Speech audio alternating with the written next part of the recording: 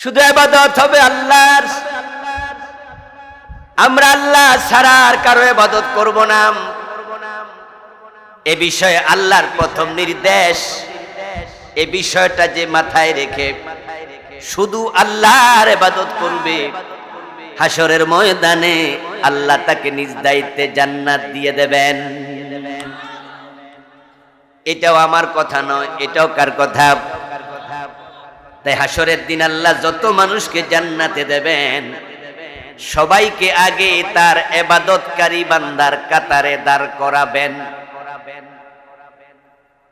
আল্লাহ তাআলা বলেন হাসরের ময়দানে তিনি মানুষকে ডেকে বলবেন, ফাদখুলি ফি ইবাদি ওয়াদখুলি জান্নাতি।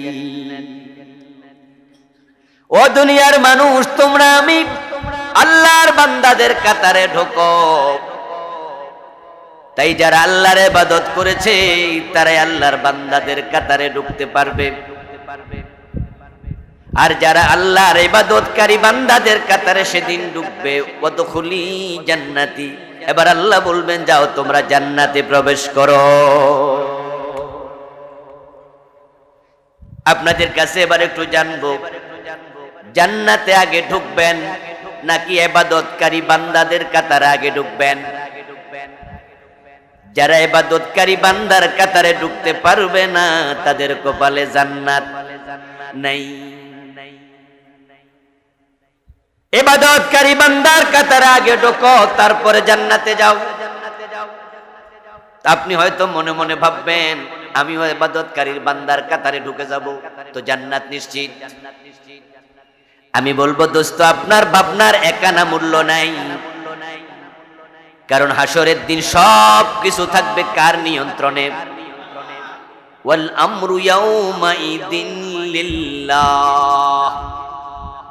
সেদিন আল্লাহর নির্দেশের বাহিরে কিচ্ছু হবে না। সেদিন আপনি চাইলেও কিছু করতে পারবেন না, আল্লাহ নিজে সব নিয়ন্ত্রণ করবেন। হাদিসে পাওয়া যায়, ইয়াকশিফু রাব্বুনা আন সাকিহ, আমাদের রব আল্লাহ হাসরের দিন যখন প্রকাশিত হবেন, নিজের কদমের কাপড় তোলা দেবেন। মানুষজন আল্লাহর কদম দেখবে। ফায়াসজুদু লাহু কুল্লু মুমিনিন ওয়া মুমিনাম, আল্লাহ তাআলাকে দেখার সাথে সাথে হাসরের ময়দানে উপস্থিত সব মুমিন মুমিনা নারী পুরুষ সিজদায় পড়ে যাবে। ওয়ায়াবকা মান কানা ইয়াসজুদু ফিদ দুনিয়া রিয়াআন ওয়াস সুমআ ফায়াযহাবু লিয়াসজুদা ফায়াউদু যাহরুহু তাবাকান ওয়াহিদা।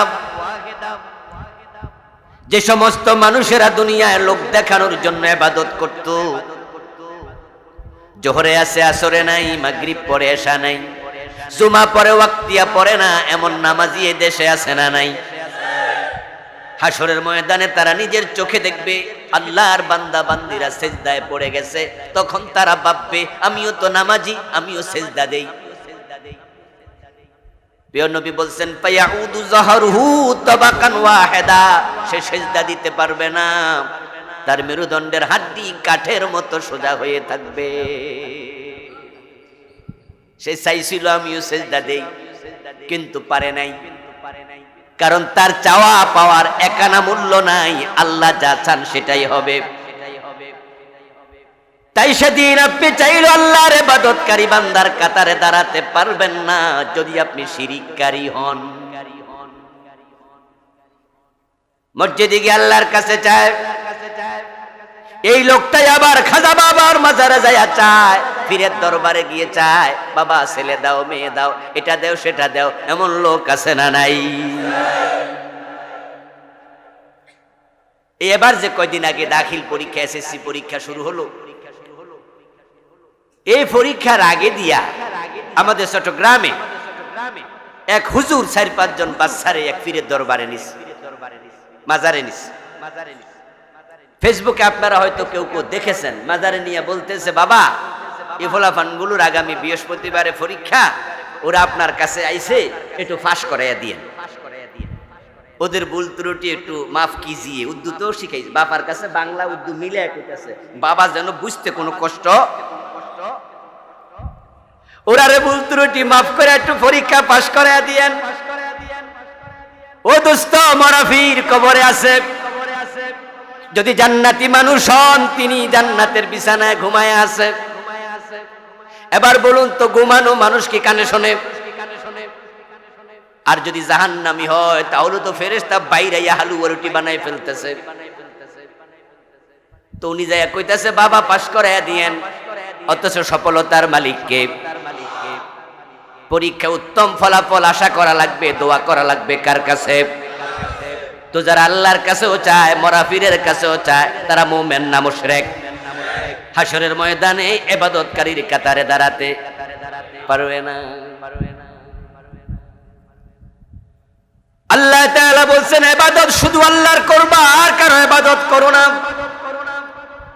এখন আপনারা যারা আমার সামনে পিছে ডানে বামে আছেন, আমরা জানি সবে আমরা ইবাদতকারী, কিন্তু আমাদের ইবাদতটা একমুখী হবে, দ্বিমুখী ইবাদত করা যাবে না। ইবাদত সবটা সাব্যস্ত করতে হবে শুধু কার জন্য? এখন কোন ইবাদত সাব্যস্ত হবে? ইবাদত না বুঝলে সাব্যস্ত কেমনে করবেন? তাই আগে ইবাদতটা বুঝা দরকার আছে কিনা। ইবাদত কাকে বলে? আল ইবাদাতু হিয়া কাযাউল হায়াতি বিহাসবি আওয়ামিরিল্লাহি তাআলা ওয়া নাওয়াহি। এদেশের লোকেরা অধিকাংশ মনে করে নামাজ, রোজা, হজ, যাকাত এগুলো করার নাম ইবাদত, তাই তারা নামাজও পড়ে, সুদেও টাকা লাগায়, দুইটা একসাথে চালাইছে। 5 ওয়াক্ত নামাজ পড়ে সুদে টাকা লাগাইয়া রাখছে, এমন নামাজি আজকের মাহফিলে দুই একজন আছে না নাই? 5 ওয়াক্ত নামাজ পড়ে অফিসে যাইয়া ফাইল আটকায়া রাখে, ঘোষণা দিলে সিগনেচার করে না, এমন নামাজি অফিসার আছে না নাই? সে মনে করতেছে নামাজ ইবাদত, নামাজ তো পড়ি। এই যে রমাদান মাস আসছে, রোজা রাইখা ওজনে কম দেবে, রোজার দিন রোজাওয়ালা মালে বেজাল দেবে, এমন ব্যবসায়ী আছে না নাই? সে মনে করছে রোজা তো রাখছি, ইবাদত তো হইছে। আসলে দোস্ত, তুমি ইবাদত বুঝই নাই। আল ইবাদাতু হিয়া কাযাউল হায়াতি বিহাসবি আওয়ামিরিল্লাহি তাআলা ওয়া নাওয়াহি। এই হলো ইবাদতের সংজ্ঞা। কোরআন মাজিদে আল্লাহ তাআলা ইবাদত বলতে যা শিখালেন তা হলো মা আতাকুমুর রাসূলু ফাখুযুহু ওয়া মা নাহাকুম আনহু ফান্তাহু। মা আতাকুমুর রাসূল, রাসূল যা নিয়ে এসেছে, ফাখুযুহু সেটা ধরো, ওয়া মা নাহাকুম আনহু ফান্তাহু, রাসূল যেটা করতে মানা করছে সেটা ছাড়ো। এই দুইটা একসাথে হলে তার নাম হবে ইবাদত। একটা ধরলে ইবাদত হবে না, দুটা মিলে ইবাদত। ফজরের নামাজের ফরজ কয় রাকাত? 1 রাকাত পড়া বাড়ি চলে যান, সওয়াব হবে কতটুকু? অর্ধেক, 25%। কত? কারণ 2 রাকাত মিলে ফরজ, 1 রাকাতের কোনো দাম। এই যে বিদ্যুতের বাতি জ্বলছে, প্রতিটা বিদ্যুতের বাতির ভিতরে দেখবেন যে উপরে একটা লাগানো থাকে, এটার নাম জানি কি? হোল্ডার। হোল্ডারের মাঝে সকেট আছে কয়টা? উপরে দেখবেন তার লাগানো 2টা আছে, একটার নাম পজিটিভ আর একটার নাম নেগেটিভ। যদি আপনি লাল তার ঢুকান, সামনে সাথে যে কালোটা আছে বা নীলটা আছে, সবুজটা আছে, ওইটা না ঢুকান, বাতি জ্বলবে। মা বাবার সমন্বয় না হলে বাচ্চা হয় না। XY শুক্রাণু ডিম্বাণুর মিলন না হলে সন্তান হবে না, এটা আল্লাহর নিয়ম। শুধু মা আছে, সন্তানের অস্তিত্ব নাই, শুধু বাবা আছে, সন্তানের অস্তিত্ব নাই। মা বাবাকে একসাথ করে দাও, শুক্রাণু ডিম্বাণুর মিলন হবে, সন্তানের জন্ম হবে, নেগেটিভ পজিটিভ এক জায়গায় লাগবে, বিদ্যুতের তার জ্বলবে। সৎ কাজের আদেশ, অসৎ কাজের নিষেধ, হালাল গুলো ধরো, ফরজ গুলো ধরো, হারাম গুলো ছাড়ো, দুইটা মিললে ইবাদত হবে। এখন নামাজও পড়ে সুদও খায়, ইবাদত হইল? হয় নাই। এজন্য তো কত নামাজি জাহান্নামে যাবে, তার কোনো হিসাবই নাই। কোরআন মাজিদে একটা সূরা আছে যেটার নাম মাউন, একবারে ছোট সূরাদের একটা, তার শেষ আয়াত, তার মাঝে একটা আয়াত আছে ফাওয়াইলুল লিল মুসাল্লিন। বাংলা অর্থ কি? বাংলা অর্থ কি? ফাওয়াইলুন অতঃপর ওয়াইল দুজক, লিল মুসাল্লিন নামাজের জন্য, মুসল্লির লাগা। তো বেনামাজিরে মুসল্লি কয় নাকি? কয় নামাজের জন্য ওয়াইল দুজক। কোন নামাজি? এবার ব্যাখ্যা আছে, আল্লাযীনা হুম আন সালাতিহিম সাহুন আল্লাযীনা হুম ইউরাউন। যেই নামাজি নামাজের ব্যাপারে বেখবর, নামাজে যা পড়ে যা বলে তার ব্যাপারে বেখবর, নামাজের মৌলিক যে শিক্ষা তার ব্যাপারে বেখবর, এবং এই নামাজটা সে আল্লাহকে পাওয়ার জন্য পড়ে না, আল্লাযীনা হুম ইউরাউন, বরং মানুষকে দেখানোর জন্য পড়ে। আসলে যারা ওয়াক্তিয়া নামাজ পড়ে না, শুধু জুমার দিন যায়, আপনারা কি মনে করেন সে আল্লাহর ভয়ে যায়? আল্লাহর ভয়ে যদি সে মসজিদে যেতই জুমার দিন, তাহলে সেদিন ফজরে যাইতো না, আসরে যাইতো না। জুমার নামাজ নফল না ফরজ? আরে ভাই কথা বলতে হবে তো, যা জানেন বলেন না। জুমার নামাজ নফল না ফরজ? আসরের নামাজ কি? তো এটা পড়ে না কেন? যদি সে জুমা ফরজ এটা বুঝাই যাইতো, তো আসর বললো না কেন? ওইটাও তো ফরজ। একজন নামাজি ব্যক্তির যদি জামা কাপড় খুলে নিয়ে যায়, পুরা উলঙ্গ বানায় ফেলে, কোন জালেমের দল তাকে কিডন্যাপ করে নিয়ে গেল, মুসলমানদেরকে কিডন্যাপ করে নিয়া গুয়ান্তনামা বন্দি শিবিরে আমেরিকার লোকেরা ইরাক থেকে নিয়া আমাদের মুসলিম ভাই বোনকে রেখেছে বছরের পর বছর। এমন ইতিহাসও আছে তাদের পুরা গায়ে এক টুকরো কাপড়ও রাখে নাই।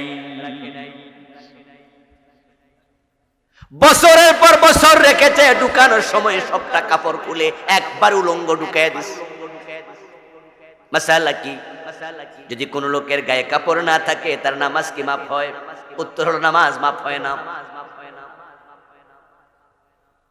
পানি পাওয়া গেল না ওযু করার জন্য, মাসালা কি? নামাজ মাফ হয় না, তায়াম্মুম করো। তায়াম্মুম করার জন্য মাটি পাওয়া যায় না, মাসালা কি? নামাজ মাফ? কয় মাফ হবে না। নামাজের মতো করে একটু নামাজের স্টাইল রুকু সিজদা করো। ওযু নাই তাও নামাজ পড়ো, এটাকে বলা হয় তাশাব্বুহু বিসসালাহ। হুঁশ আসে যতক্ষণ নামাজ ফরজ। কাপড় গায়ে কাপড় নাই, তোমার সতর ঢাকা নাই, তখনও নামাজ পড়ো। কাপড় নাই করবা কি? নামাজ তো মাপ নাই। কক্সবাজার থেকে টেকনাফ যাইয়া তারপরে রওনা দিলেন, সেন্ট মার্টিন যাবেন দেখতে। লঞ্চে করে যাচ্ছেন, মধ্যখানে যাইয়া লঞ্চ ডুবে গেল।